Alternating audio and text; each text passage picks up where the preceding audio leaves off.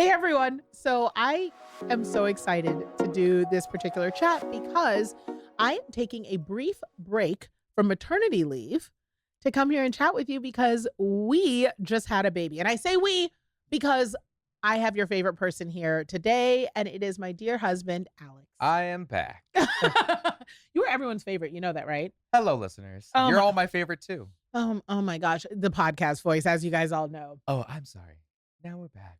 Oh, it's soothing. And it's so nice to be here once again. Dude, it's giving NPR. NPR is like that. I think that's what it is in my head. It's actually but more podcast like voice NPR. aren't like that They're anymore. not. You're giving radio. You're not giving podcast. Podcast is like, oh my gosh. Like and I NPR radio. Like, right. No, NPR is very like, thank you so much for coming back to NPR. It's that. See, immediately when you did that, you felt good though. Yeah, didn't but you? regular podcast voice, Gen Z podcast voices. So I had the weirdest itch, and I was like, "Whose fault is that?" But then we broke up. That is podcast voice. You don't do that. I don't. No.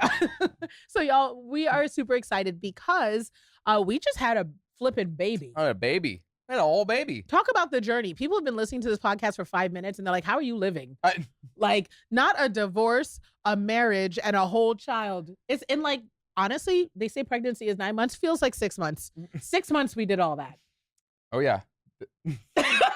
I mean, there's not much else. I mean, yeah, well, so much has happened. It's a whirlwind. 2024 was get it done season. I feel like for any of the listeners, I'm like, if somebody missed like one episode that I was on or not on, like they're gonna have to go back and catch up because there's like every episode, like everything. There's just so much that happens in so like much a 2-week increments. You know what I mean? Like it's.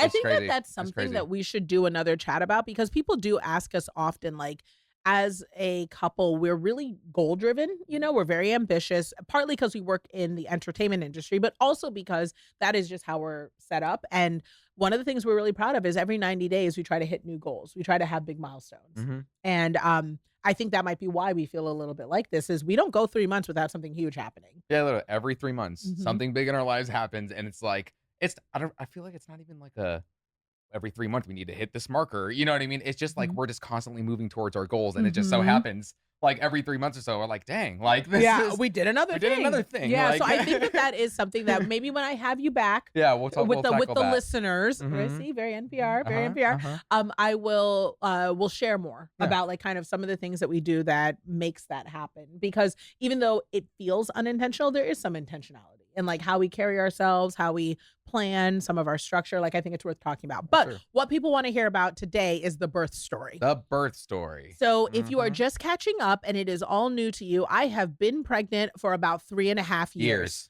You knew I was going to say that.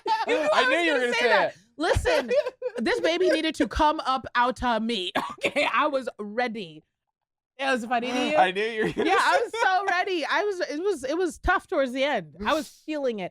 And then on top of it, if you are I guess hiding under a rock, there was the wildfires in LA, which were just devastating. And I think people are still reeling from it, and it's just so unfortunate to hear about all the losses between Palisades and Altadena and Pasadena and, all these different areas, but we had to evacuate. Yeah. I mean, it was funny because like we didn't get the order to evacuate, but it was close enough where you could see the fire from outside of our house, from the front lawn. You could see the fire. You could see the fire, and I was like, "That's too close for comfort with a 9-month pregnant woman, right, and a 13-year-old kid and 2 dogs." I was like, if things pop off right now and there's a lot of traffic or whatever, we have to move quickly. I don't know if I feel good in your state, 9 months pregnant, like doing that. So I'm like, let's just get up out of here. Yeah, especially while we have options. So we evacuated by choice, but we were definitely in the "you are up next" warning we were right next in line, right next. Yeah, we were like, no, let's go. So we evacuated, and that obviously when you are, I was at the any day now pregnant. Well, that was the thing. It was which like, is what happened essentially. So started having labor, all the things, contractions. It was really difficult, and feeling uncomfortable. And then fortunately, things calmed down and we were able to return home, but we were only home for 24 hours before we had to go to the hospital. Yeah, we were only home for a little bit, and then it's like, okay, then we go to the hospital. And it wasn't the hospital. Let's walk people through, because y'all, first of all, I know that a lot of people share their birth stories. If you're just catching up, this is my second marriage, my first pregnancy, my 4th child. And, I'm 40. So just if you're ever wondering, is this a mixed bag of crazy? It is. But all in all, happy ending, but not without twists and turns. Mhm. So I think that's worth kind of calling Yeah. out. So I guess the first twist was, getting being admitted into the hospital. We didn't expect that. Well, we didn't expect that, No. but we had an appointment with our OB, and OB's Mhm. like, okay, all the numbers, everything, You let's need to get admitted. let's get this party started. Yeah, and because we were like old lady numbers, Yeah. right? So like if you don't know, and you're kind of like, oh, how does that go with pregnancy when you're over 40? When you're at the tail end, they have you come in every single week because they're pretty much like, we need to keep a tab on your lady bits, on your baby stuff to make sure you're good to go. So I Mhm. was going in for my regular checkup. And they were like, oh, no, sis. Like between your blood pressure, which was still not scary, but they were like, Yep. just in case. And which is funny because I knew there was nothing. It was just there was fires burning up all of California. we evacuated twice, and it was Mhm. like, yeah, no wonder your blood pressure is a little A little high. bit, It's a like little this bit. is stressful, Right. Which is the funny part because I was like, if this had been any other circumstance, I would have had to stay pregnant. I just Right. know it. So they admitted me to the hospital. And at that point, I think we both knew it could happen, but it got real. Yeah, it got real pretty quick. It got real very Mhm. quickly. Mhm. And so once we were admitted and they were like, we're going to get this process going, they gave me a med. It wasn't Pitocin. For those of you who've had babies before, Pitocin is an artificial version of oxytocin, which is what a hormone your body naturally gives off when you're ready to give birth. But Pitocin is kind of like the big one, if you will, the grown-up one. And they gave me a tiny one. I can't remember what it's called. It starts with the C. Like I want to say Not it's like remember. Cytotec. I think that's what it's That called. sounds right. That sounds right. That If sounds it's right. not, then any Sorry, doctor, medical sorry, community. medical community, someone put it in the comments below the real thing. So Cytotec is what I'll call it for now. Because understand, when you're in labor, you don't remember nothing. This is Right. part of why you're here, Alex. Because I have to do the remembering. you have That's you have to not fill in the good. gap for what I don't remember Yeah, because that's true. of There was labor. there was some stuff. Yeah, Because it started coming back to me in flashes. yeah. No, I bring up some. We'll get there. We'll get there. We'll get there. So Yeah. I start feeling sort of the initial. Now, this first med isn't actually supposed to start labor.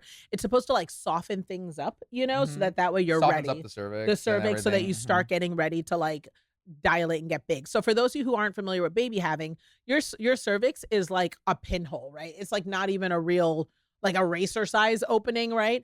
That bad boy has to get to the size of a bagel in order to get this human out. I just want to let you know, God designed it, and I know that's science. It still doesn't make sense. Right. Okay, the brain cannot rationalize that this thing's supposed to be bagel size. It's. It makes no sense. Mhm. So I take the Cytotec, and things are softening. Things are progressing. Things are softening. You're going through it, but we Mhm. also have the kid. Oh at yes, home. yes. We have our 13-year-old who's at home. You're starting the process, Mhm. and I had to leave you to make sure. Mhm. But it was good and early. It was very, very, Very, early. very But I was like, early, okay, yeah. but Run home, I check did on have the to run baby. home, make sure the baby was picked up and good. She's not the baby anymore. Yeah, she's not the baby anymore. She's That's a big true. sister That's now. true. Which is so tough to say out That's loud. true. Right? But yeah, you went and checked on her. And made then sure she was also I good. had to pack up. That's what I had to do. I had to run back to the house that we evacuated to. So you were in the Mm. hospital, but Allie was still at the house that we had evacuated to, which was Mhm. about an hour or so away Mhm. from our home. Mhm. And so I had to go there, pack up the house, Mhm. grab the kid and the dogs, get them Mhm. back to our actual house, Right. and then make my way back to you in the hospital. It was nuts. I It was don't think you slept I didn't that want night. to. I did not want to leave you in the hospital, but Right. literally we could not leave this kid an hour away Yeah, and she at was not only our home. Yeah, and she was only there for an hour or two because we thought it was a doctor's appointment. Yeah, And then yeah. we come back and we're like, okay, this is. And I know she was okay there by herself, but it was like, no, we Yeah, gotta. I was like, no, I can't deliver this baby worrying about my other babies. Yeah, So yeah. you went and grabbed her. Uh-huh. And then you had to come back to the house after grabbing we had my hospital bag. We'd been driving around with it for a while, but it was Mhm. like, I need this, we need I had to that. pick up a lot of extra It was things that we need bananas. because we didn't expect for it to be starting. So talk about birth story for all of you out there who have birth plans or are thinking, oh, it'll go like this, it'll go like this. It won't. It won't go anything like what you think. If And it does, you are like the 1%er. literally. It's so rare. Something is going to be different from what you think. Mhm. But that doesn't mean that it's a bad thing. And you may have heard me say that sentence before about other things in life where I'm like, you're expecting life to look a certain way and you get there and it looks nothing like what you expected, but everything is still right. Very on brand for us and very much kind of how it seems to work. Yeah. So fast forward, at this point, it's like a nice little, I'm going to use a word, splotch, a little wind splotch. I just made it up. It's a good word. It's a good Nice word. little splotch of regular labor things, which is like you spend time laying, it hurts a little bit, as you try to get to like some degree of dilated. They measure it in centimeters. So at this point, I'm like, what, between 3 and 5? Somewhere in there. Something like that. And this is just like, I'm going to be transparent. It just kind of sucks. It hurts a little bit, but it's like normal period achiness, right? And so I'm just like, okay, I'm achy, my back's sore, but it's not comfortable. And you're hanging out, but we're good. The hardest part for me is that I can't eat. Yeah. They had me on Once you start, broth. you can't eat. Yeah. They had me on fluids, and I said, sis likes to chew. She's been chewing for 9 months, and then you just yank it in the moment she needs it most. Rage. Okay. So I'm over here saying to myself, like, how much longer is this? Because at this point, we're talking maybe 4 hours, 5 hours, because you got some sleep, all that, right? Yeah. So we're 5 hours in. I'm just under 5 centimeters, but the pain's getting kind of intense. Like I'm starting to see, they have like a little screen up that actually keeps track of your contractions, and it's jumping a bit. Right. Well, then about at that point, I think did they start you on they did give you a Pitocin Oh at yeah, some so point. around then they started giving me Pitocin. They're like, okay, everything's kind of softened up, so we're ready to get you starting to open up. And at that point, I'm like, all right, it's starting to feel real. Like I am feeling the pains. And for those of you who are like either new mamas and all that, I just want to be really transparent. It's still not that bad, right? Like it's still not that bad. It is a pain unlike anything I felt before, but it is a new sensation with more strength, but it's not unbearable, right? And if you talk to a lot of women, depending on their personal pain threshold, getting to like 7 or 8 is where it gets centimeters dilated, is where it gets really uncomfortable. But this just feels like the worst part of your period is what this feels like, right? So the worst part about sort of this pain, I would say, is that your mental awareness of the fact that it's not going to get better, right? That was the hardest part for me, was when you have your period, okay, I'm feeling a lot of pain, but this will end in a couple days, or this is just like for today. You don't think, oh, this is going to continue to increase and get worse. So when people say that pregnancy, labor, delivery is mindset work, it really is. Now, it's also worth me throwing out as a caveat. We took a childbirth class, to make sure we knew what we were going into, but I did not do hypnobirth. I did not get 2 doulas and a midwife. I did not have like a million breathing exercises or anything. And I don't regret it. I will say that, like, for my experience, because it went fine for me, right? But I will say, use whatever resources and team you need to strengthen your mindset, because it is 100% required. But me and Alex had it covered, like mindset wise. Like we were very communicative. And so I had what I needed, and he was really, really good with me. So the reason I say this is I had Pitocin to like start widening me up even more, and I needed Alex. I really did. So that was where you started watching the contractions for me. Well, you need to talk about the epidural. Oh, epidural. The epidural. So I decided I wanted an epidural, right? Because I am not a superhero. And look, all the props and credits to the moms who decide to go unmedicated. And for those women who get epidurals, they say something like 92% of women get epidurals. I may be making that number up, but I know it's over 90. I mean, it makes sense. It looked very painful. Yeah, it's incredibly painful. So with an epidural, in case you don't know, and I'm being detailed because nobody, like, I looked for some of this stuff, but no one really talks about it. So the epidural, they put it into your spine to like numb you from, I guess, from rib cage down, I think is the goal. And you're not supposed to feel anything. And it should be very difficult for you to move your legs, and you're not really able to like go to the bathroom or anything like that, right? So they went to do my epidural, the first one, and they missed. Like, whatever that means, they missed the place it was supposed to be. Right. And just so people know that when she said they put it into your spine, it's not just like, oh, your big old spine, how could they miss? No, they put it into this tiny little like opening within a couple bones of your spine that is so small that a lot of the times doctors can miss. And they're doing it by feel only. So there's no like visual representation of exactly where it goes. So they did that, and they missed, and they actually hit some spinal fluid, which came out. And it was funny because it wasn't funny. It wasn't funny. Funny thing. It was a funny thing. Some spinal fluid came out. No, not funny. But I will tell you, my anesthesiologist definitely was like, that's never happened to me before. Right. Words you never want to hear a doctor say ever. And you have to stay still because there's a sharp needle in your back.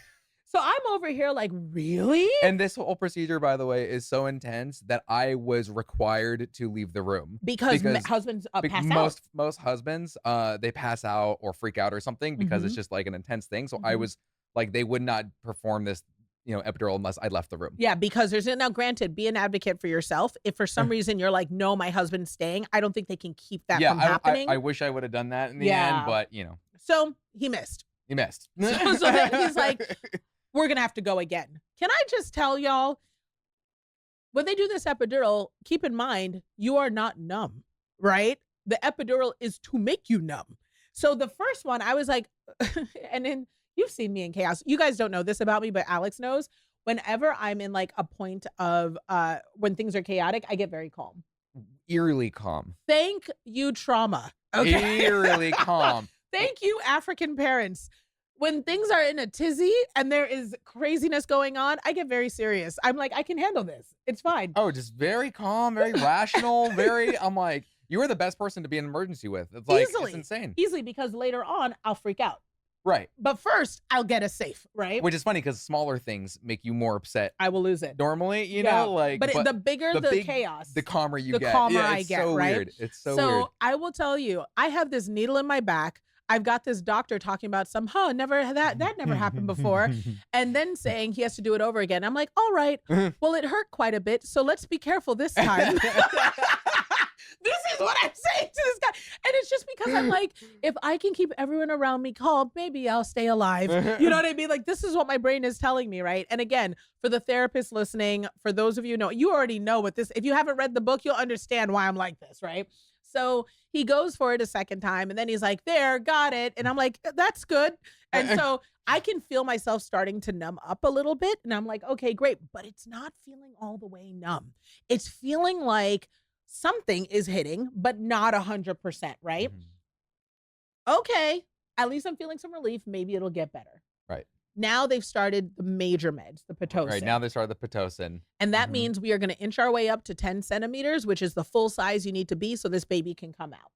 Alex is back in the room and we start seeing these contractions jump. Yeah. Do you want to talk about how we did contractions? Sure. You were awesome. Oh, yes. So the contractions were going, you could see them start to get a little bit more regular because the Pitocin's doing its work. It makes it happen faster, makes the contractions stronger.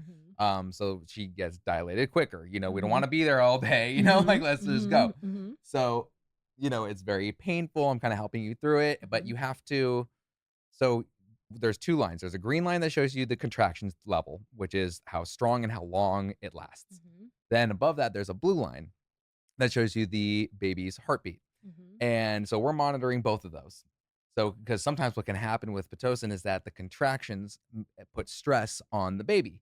And when it puts stress on the baby, you can see the heart rate kind of start to drop a little bit, which obviously you don't want your baby's heart rate to drop. That's right. a bad thing. That's right. So it was like a real, it's a delicate dance. And it's also why I think a lot of people are. So I don't want to mess with meds and I want to have the most normal, natural pregnancy possible because, which is where we were, but also you have to balance out with, got to get this baby out and I'm an older mom. And so, it's just like all those things. Just all the things. So we were seeing some of that. So we were seeing some of that. And then part of the process is, okay, let's move mom on her left side. Let's move mom on her right side. And because we have to keep switching it up once an hour or so. But also to keep, there's the textbook version, but also to be responsive to the baby's needs. And I think what happened was, what I recall, so this is where I'm relying on Alex a little bit because at this point, I'm feeling these contractions. So we're knowing the epidural is not working and I'm calling in saying, hey, this epidural is not working and I need help. And they're like, well, he's not able to come in,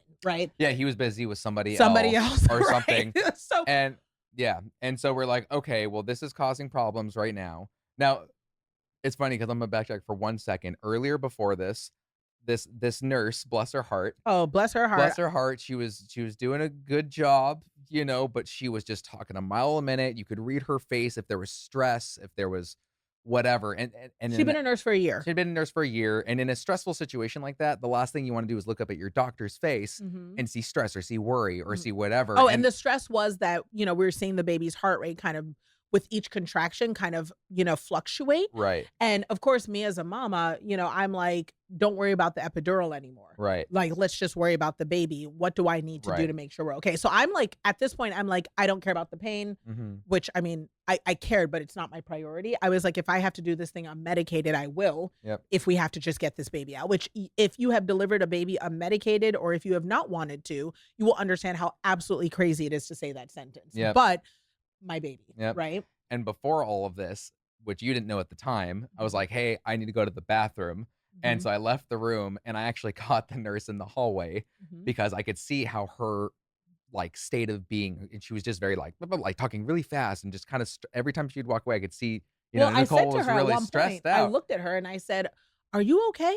Is everything all right?" I'm going to use a different name, Heather. I was like, "Heather, are you okay? You look a little stressed." I said this to her like 6 centimeters dilated. I'm looking at sis asking her if she's okay. Right. And so like, I was like, all right, I need to like kind of step in. So I told Nicole, I was like, hey, I'm just going to go to the bathroom. I will be right back. And I caught the nurse in the hallway, and I was like, hey, just so you know, like Nicole is a very transparent, very honest, very smart woman.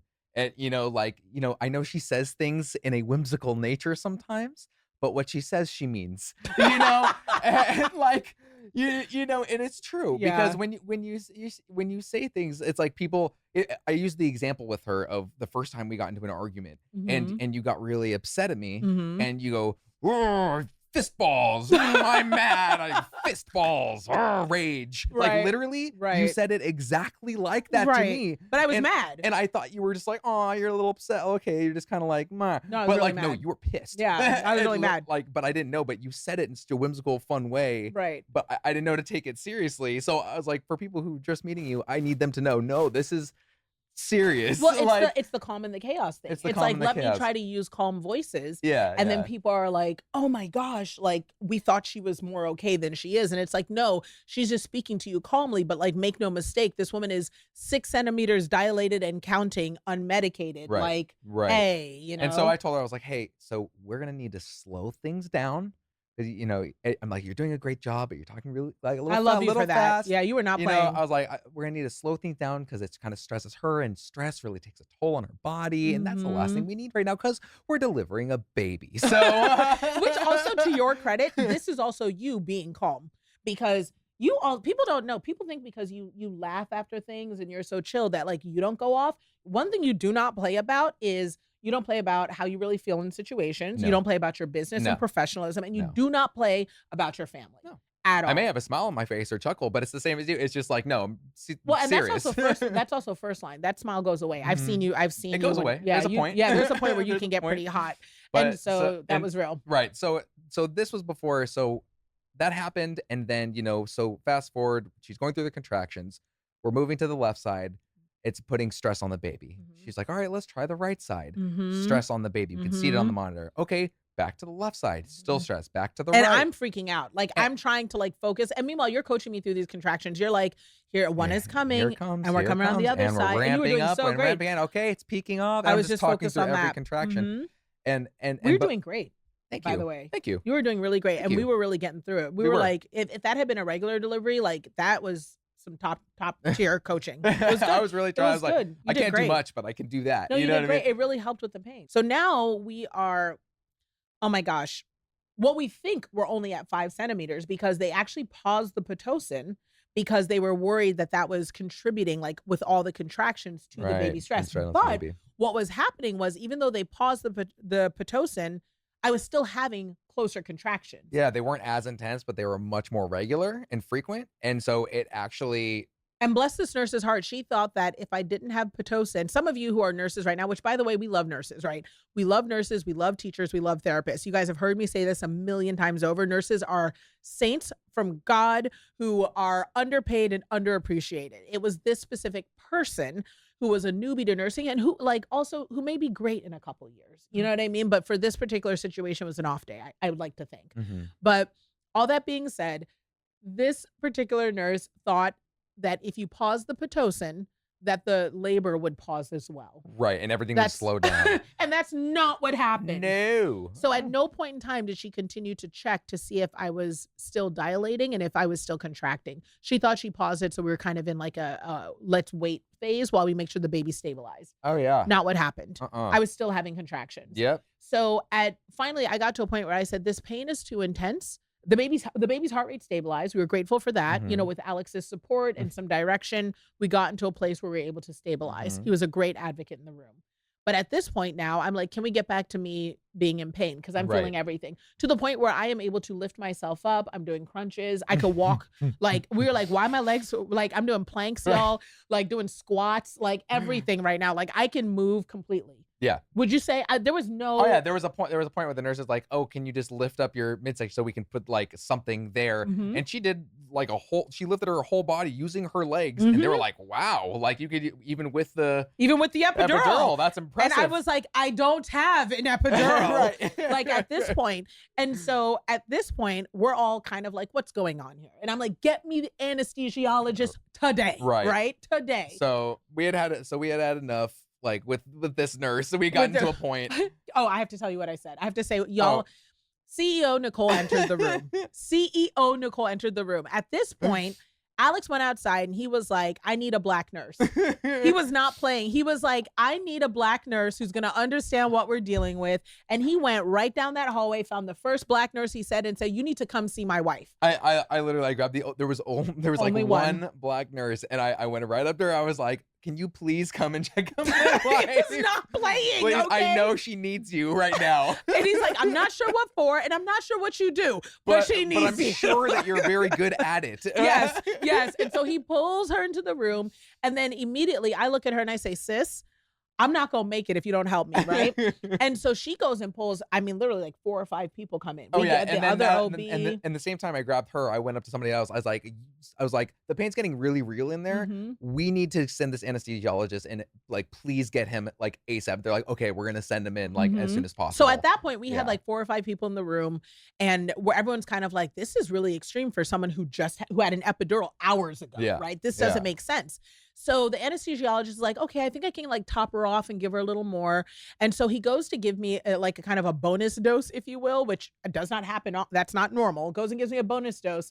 And I start feeling like, okay, I think I'm feeling a little better. This is great. You know, like the pain starting to subside. Thank goodness. But it was the first time I was like, if this is what an epidural is, sis never had one. She was unmedicated. Okay. Unmedicated, but thinking unmedicated to what? 5 centimeters, 6 centimeters? Plot twist, y'all. They go and check my cervix, unmedicated to 10 centimeters and crowning. They gave me these meds when it was time for me to push. I didn't even need them at that point. Literally. What was even the reason? Literally. At that point, I am giving birth like it is 1924. Okay. This is an old school classic. This is a Gunyan birth happening in the village at that point. That's how it felt. So I look at the chick who was the original nurse, who Heather, this is what we gonna call her. And I tell her, very CEO Nicole, there is now a loss of confidence in your abilities, and I'm gonna need you to come off my service. Right in her face. And I was just dying. Everyone at this point is chuckling in the room, except for Heather. Except for Heather. And it's funny because a lot of people, you know, I think I have a name for myself in this industry or world. People are always a little shocked when I become CEO, Nicole. It's a hat that I wear. They think that because I'm so grace-filled and I'm so friendly and I'm a Christian that like I'm always like jolly, nice, whatever. Not if you're not doing your job. Not if you're not on your A game, and not if my life and my child's life is at play. No, you need to come up off my service, Heather. Okay, immediately on today. So she's looking at me, and everyone's like, "Well, she does have a shift change at 7." I was like, "I don't know. I don't care what you call it. Like 20 shift minutes. change or fired. Right. So she can go. So they ultimately didn't kick her off the service because they're like, "There's a shift change in 20 minutes. Just let her go. Let her finish it and out." I was like, "I bet not see her." Right. She steered clear mostly. Y'all know that my legs work. She needs to go. Don't make me get up out this bed. So crazy part was I'm thinking we're about done, and now I just get to push and be finished. But the minute they gave me that extra dose, which this is a natural byproduct of the medication that comes with epidurals, is it can actually decrease your blood pressure. And that is a normal response for a lot of moms, except for me, it got kind of scary pretty quick. Yeah, blood pressure got pretty low. Yeah, it got pretty low. I think I was at like 70/50. I don't know. I was Yeah, dying. it was somewhere around there. It was really I it don't was remember. a little scary for a second. So there was Yeah. like just different doctors rushing around in the room trying to like remedy it. They gave her another blood pressure medication to like bring it back up. Yeah, it's kind of we're kind of glossing over it, but sis almost died. But it was a little intense. It was a for little second. scary, you know, definitely grateful to, you know, all the people that were in the room there who kept me here. You know, I definitely Thank looked you, at Black Alex. Lady Nurse. Thank you, Black Lady Nurse. You know, if you want the job done, find you a Black woman, okay? Because she kept me here. I definitely looked at Alex and was like, I love you very much. And then in the classic calm in the chaos, hey guys, so my blood pressure, this was me in the room. My blood pressure is dropping.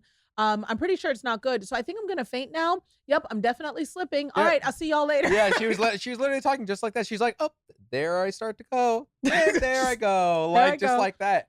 And it's funny because you were talking kind of normal and you were saying, I love you to me. And I didn't know that was like, oh yeah, I was like, just in case I don't come back, I was just getting dark. And I was like, I love you too. Like, I didn't think anything of it because I was like, I knew things were getting a little scary, but I really didn't believe anything was about to happen to you. Oh so yeah, it was not a moment. I was like, oh man, I was like, I can feel them gates. They're right there. I was like, hey Peter, it was not good. It was not good. Intense. But she made it. Came back. She came back.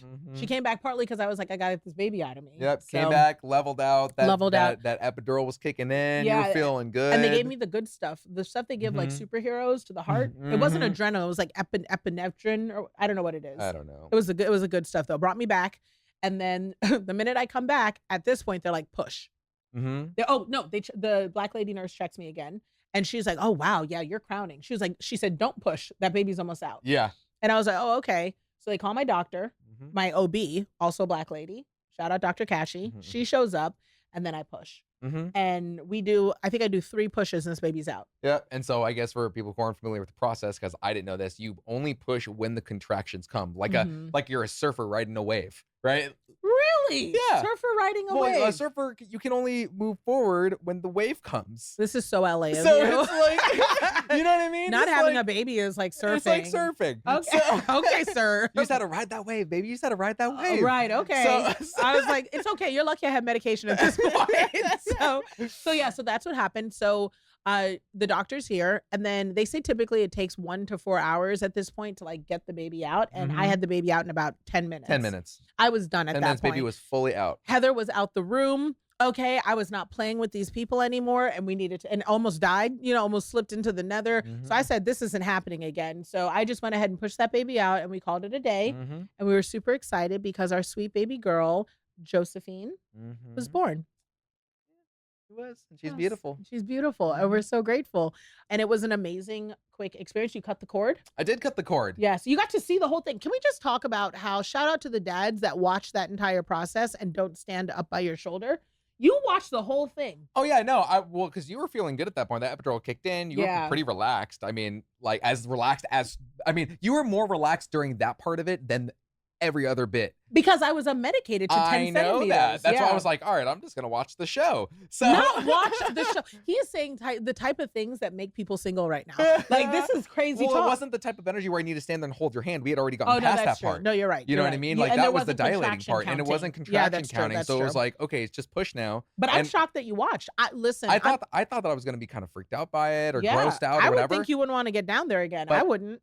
That was crazy. Trust me, I'm not put off. Inappropriate. One of these days, Josie's going to listen to this and be like, gross, I hope Dad. she does. She's going to be like, gross, Dad. Yeah, no, you were there. I mean, and would you have helped with the delivery? If I had to. See, Dr. Kashi doesn't play like that, though. She's like, you're not about to drop this baby. Oh, I know. But you got to cut the cord. I did get to cut the cord, which was really cool. And the whole time I remember you being like, this is amazing. You can see your head. I was like, wow. This is so crazy. And it's funny because it looked fake.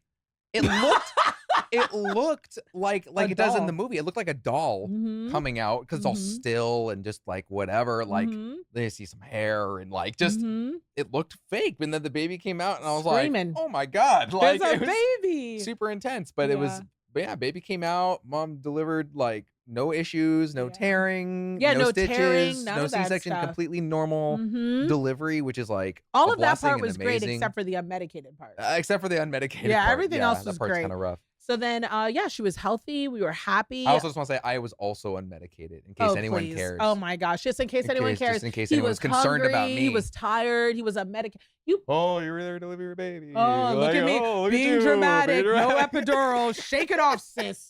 All right, take a lap. Right? Walk it off. Walk it off.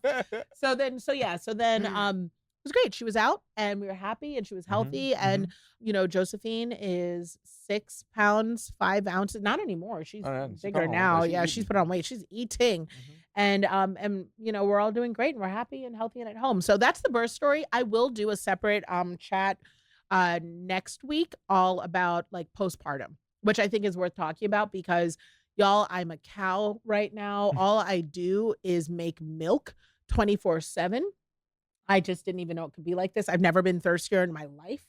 I'm like I get violently hungry. Okay, like where it's like if you don't get me food, it's aggressive. I mean, there's a lot happening. So we'll talk more about that next week, just so you guys can kind of hear. And then what's working, what's not working. I'm not a baby expert. You guys know I don't play like that. Not an expert, but I'll tell you what's worked for me, so you can see. People always wonder about the over 40 life, like how it's different. Like I'll talk about my stuff, and be really transparent. But that's next week. But how are you feeling, Papa? I'm feeling great. We have a baby. You're okay. Baby's okay. Like that was all I wanted. Yeah. That was it. I cannot believe you talked me into marrying you and having a baby. You're such a sucker. I can't believe it either. You fell for it. You fell for it. I fell for it. Ugh. What was I thinking? I don't even know. You signed the prenup. It was okay. After that, it was all game. Yeah, I'm like, I want you. I want the baby. I know, you don't care. That's it. And now we have a little 4-pack of girls. Can you believe it? Now it's a big sister and loving it. And, I know. Yeah. It's so wild. Yeah. So now we're just acclimating. And yeah, I guess next week we can talk about like, that 4th trimester. Ooh, it's a doozy.